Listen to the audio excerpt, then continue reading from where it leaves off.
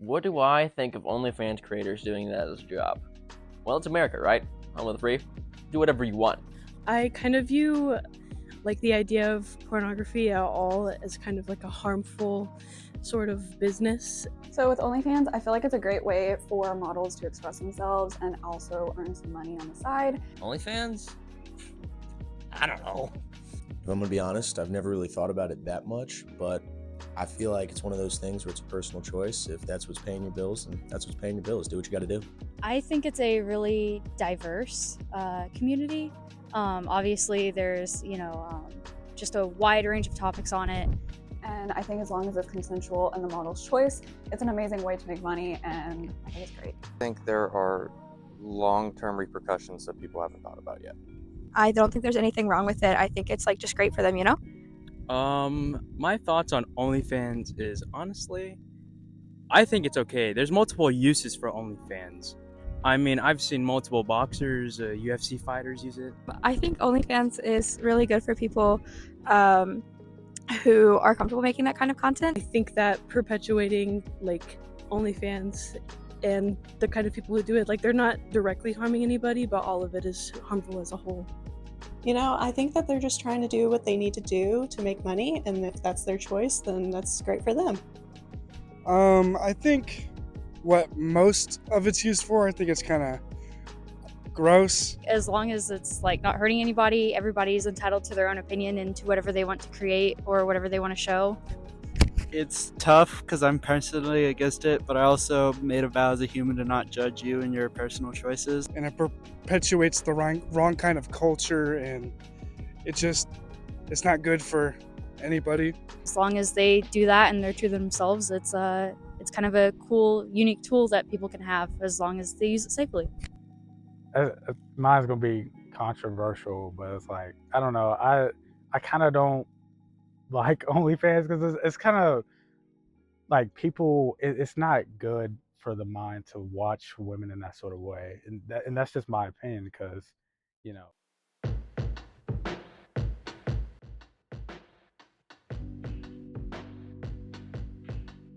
Sex has been in the media for decades, whether you acknowledge it or not. One of the first sex scenes in a movie was in the movie The Kiss in 1896. One of the first sexual advertisements by the Pearl Tobacco brand was advertised in 1871. Copies of Playboy magazines were sold as early as 1953. Sex icons such as Marilyn Monroe were featured in films where her body and bust were accentuated. In the 1970s, different pornographic movies were made and sold during what some would call the pornographic golden age. Music and music videos had sexual language and visuals in them, and when the internet came around, online sex and pornography sites like Pornhub were released as early as 2007.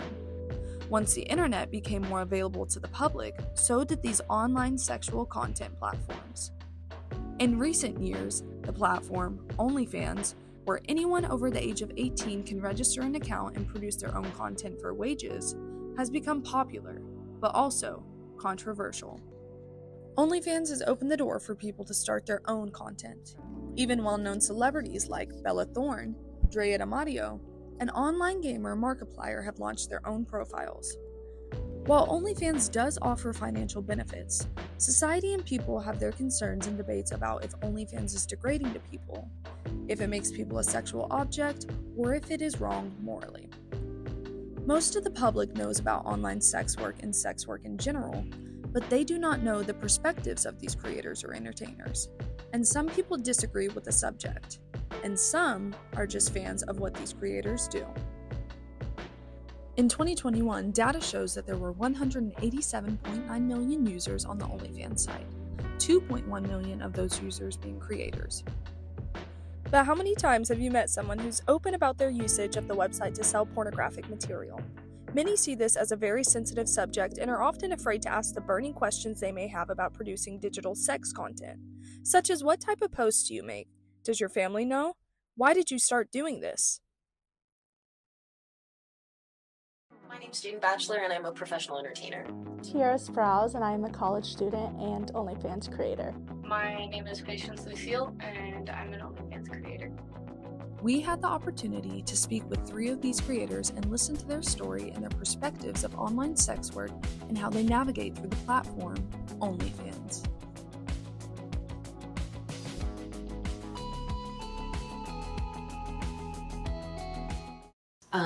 I face a lot of criticism, but I feel like it's gonna sound so conceited. I feel like it's all a lie. Jaden Batchelor is a college student, professional entertainer, exotic dancer, and OnlyFans creator. She discusses the ups and downs of sex work that is on and offline. Overall, it started out pretty rocky. I started with my ex-boyfriend, so it was like easy, and it was like something we talked about and like diddled with the idea. So when they subscribe to me, it's $15 a month, and then they get access to everything I've ever posted. So in total, I have like 120 videos and photos. So there's a large variety. Like there's normal sex, there's anal, there's head, me giving and receiving, there's me dancing, lingerie pictures, nudes, like the whole shebang. I was 19 when I started posting, but I think I sold nudes for the first time when I was 18. So it like diddled with it just like a little bit. It was someone who had asked frequently if I did, and I just got tired of saying no. Like, I know it's like not common for everyone, but I get asked if I sell weekly, like almost daily.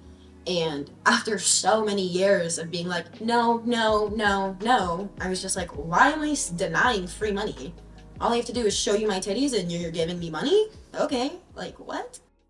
Like, I think I was 12 years old the first time somebody asked me if I sold nudes. Like, I've been very hypersexualized my entire life. I knew I was pretty from a young age. I always got a lot of compliments, and I always had people like make sexual remarks at me when I was literally a child. I think being sexualized from so young made me want to, like, instead of cover up, it made me just like want to show myself more and be like, yeah, I'm hot because I think I'm hot, not because you said so. Like, when I was 17, I was raped, and when that happens, most of the time, the common experience is that people they become like afraid and they don't like sex. According to the National Association of Adult Survivors of Child Abuse, 1 in 3 girls are sexually abused before the age of 18. Many of these survivors endure trauma. These events can affect these women psychologically, often creating a fear of sexual interaction. I had an opposite reaction, and it made me a little hypersexual. And so I started like throwing myself into guys because I was like, this thing was taken from me and I needed that control back, and that was how I felt like I could do that. But now it's more, instead of like chasing for control, I just feel like I have it. So it was like turning that from something that felt negative and using it to my advantage. So when people are like, oh, you're just a stripper, I'm like, yeah, fuck you, I'm a stripper. People like expect me to be stupid, and are like shocked when I can hold an intellectual conversation and I tell them that I'm a junior in college. Like, half the girls at my club have degrees. Like, they're smart, intelligent women, they're mothers. Like, you know, like, they're still just people. And I think I have such an issue with like the professional world and its negativity on sexiness. Because for whatever reason, if you show your midriff, if you have too much cleavage, like in a corporate world, it makes you a whore. Okay, so I'm just gonna choose to be one. And when one time I had a guy who was like asking to sleep with me, and I was saying no because I'm not gonna sleep around with, especially with a random person, you know? And he turned around and started calling me a slut and a whore and was like, your pussy's ugly anyway. And I'm like, really? Because I've got how many people paying to see it? So it's like weirdly validating, and it makes me very confident because like someone could look me in the face and be like, you're batshit ugly. And I'm like, cool, I don't believe you. I very much feel empowered. It's like taking control of it is like a relief almost, and it makes it a lot easier for me like to say no when I don't want to do something, because I feel in control, you know? Creating has definitely shaped me to be more confident in who I am. Like there was a time when if someone was negative to me, I'd probably go cry. Now it's like how I said earlier, I'm like, I just don't buy it. I don't believe it. I don't care enough to either. Jaden is one of the creators on the platform who found control and confidence through OnlyFans. Tiara, a fellow creator, shares some of the same experiences as Jaden and speaks about her journey with the platform. I think it was probably about 2018. I was still a student. I was going to Pitt State, and I worked at Walmart, but my car actually caught on fire, and I needed some money, and it was suggested to me that I think this was before OnlyFans was even big, so everyone was doing the Snapchat premiums, so I started doing that, and I made like $500 the first day, and I was like, I am getting myself a car, so that's kind of what got me started. So when I first started, I was doing the private Snapchat, and so they would pay to be my friend, and they would pay like a monthly subscription. And when I was doing that, I was doing just like softcore, just like lingerie photos, things like that. When I started doing OnlyFans like full time, I was doing more hardcore like couple like porn and like self porn kind of a deal. Some of the weird things that I like got requested, some guy wanted a picture of my armpit, and then when I sent it to him, he was disappointed that it wasn't hairy. Yeah, and then I really struck gold, and I found a guy who was into feet.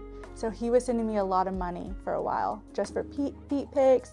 He would pay for me to get my feet like done so that he could pick the color, my toenails, things like that. And then on the more dark side, I had a guy request a video of, he wanted it to look like I was being raped. I declined that, and he was blocked, because that, again, like if you're acting within your morals, then I don't think that anyone could ever shame you, but I just thought that was wrong. So I think that there's probably a line, and everyone's line is probably different, but I think as a society, we are against like things that are like people aren't consenting to, or like anything with children or animals. And OnlyFans actually has that rule. You can't pretend to be asleep, you cannot be asleep, you cannot have animals, things like that. So yeah, that's just where I drew the line. If something else was asked and I didn't feel comfortable, I would also draw the line there. OnlyFans requires 2 forms of identification to even register, making sure the creator is 18 years of age. The videos also require anyone you film with to be tagged and registered with an account. The website has other guidelines, including what activities you can do as well. Tiara has her own set boundaries that allow her to work within her comfort zone. When I first started, it made me feel like wanted, and I was like, I was never, I just never knew that so many people like found me attractive. And it also, it definitely like changed my perspective of men. Whereas before I feel like I was maybe chasing men, and now I realize like, wow, women are to be chased. Like everyone wants you. So I'm no longer doing it regularly. I did it over the summer, and then I've kind of been on a break. I've kind of been off and on since 2018. Whenever I got burnt out, it was not the people at all. It was just that I wanted a break from playing that part. I think that if you continue to do it like past that burnout, or like you start feeling icky about it but you keep doing it, that's when people's judgment will get to you, because you are also thinking that way. I've talked to a few people who are immediately like judgmental. They think it's wrong. They think it's like dehumanizing. The first thing I like to ask them is, have you ever sent a nude? And most of the times they're going to say yes. So then it becomes, okay, so what is the issue with the money? Because if you can do it for free and you can still be empowered and you can still have self-respect, why can't I do it and make money off of it? And they don't usually have an answer for that. While OnlyFans offers financial benefits, some content creators have their own boundaries and guidelines when it comes to their content. Some creators have other background for making content on the platform. Patience Lucille speaks about finding accommodation through OnlyFans along with other benefits they have gained through the platform. The light bulb to jump into this definitely went off whenever I was doing this microdosing session with mushrooms, and just realized that I could do so much better if I take reality, I guess, into my own hands and work for myself. I hated the job that I was at, and I was struggling with finding disability accepting work, and I talked to my mom and my stepdad about it, and I was like, hey, this is a really big transition, big jump that I want to do in my life, and is it okay with you guys if I try and do it? And they were super supportive. So I have lupus, also have autism and ADHD. And lupus is an autoimmune disease, and my biggest symptoms from it that run into my day-to-day life are I have kidney issues, and I get really bad joint pain, really bad muscle pain. My muscles don't really develop how they're supposed to, and I have a low white blood cell count. And being able to do OnlyFans, for one, most of the work is me sitting down and editing or me filming on my back. And it's a lot more comfortable. I can make my own schedule. If I get sick, it's not the end of the world. I'm not getting fired for going down, because whenever I do get sick, it can get really bad because I have to take immunosuppressants. So I don't have much of an immune system to fight off a cold or the flu or something. With an autoimmune disorder, patients can make their own schedule with their content. This fact sets them aside from many other creators in the community, and so does their identity as non-binary. Patience channels the world of sex work through their queer character. It kind of does impact some things being queer. I feel like gay sex is more different. There's a lot more going on there, and a lot more stuff that could be done whenever you're queer. And being non-binary definitely has its influences on my work. So I'm not the first person in my family or in my bloodline to be doing sex work, and it is kind of interesting to look back on it and kind of see how sex work has evolved over generations. My mother never did anything, but my grandma and her sister were both strippers in Florida, probably around the 70s or something, which seems like so much fun. So I'm very spiritual. I'm all about human connection, community, friendships, relationships. Sex is a really spiritual thing. And I really enjoy that in the line of sex work, I'm able to talk with a lot of my customers, especially ones that order custom stuff, about their kinks and traumas, because most people have a kink because of some kind of trauma. And give them a space, I guess, to talk about those things and work through those things. I know who I am and what I want to be doing and how I want to expend my energy a lot better than I did doing any other job. No matter your feelings on the subject, OnlyFans is a rampant and growing platform that more and more are turning to use. People like Jaden, Tiara, and Patience all come from different walks of life, but all share the common thread of using OnlyFans for income. Many will only disagree with sex content. Many will agree it's only a job or a passion for these creators. And many still will be OnlyFans.